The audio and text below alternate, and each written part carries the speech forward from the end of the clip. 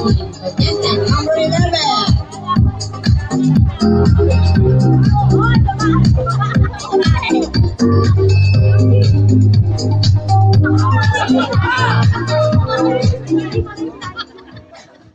Magandang gabi sa ating lahat. Lalo na po sa ating mga kurado. Ako po si Lilian Lasco, nagmamay-ari ng Leviticus College. Kalma! Kalma! Kalma, kalma. Si Lilia lang to. Si Lilian lang. May kasabihan nga po tayo. Sa akin lang po ito, no? Dati, ang kasabihan natin is, ang taong nagigipit, ang magaling kumakapit. Iba na po ngayon. Ang taong nagigipit, Sa brief, sa kabit, kumakapit.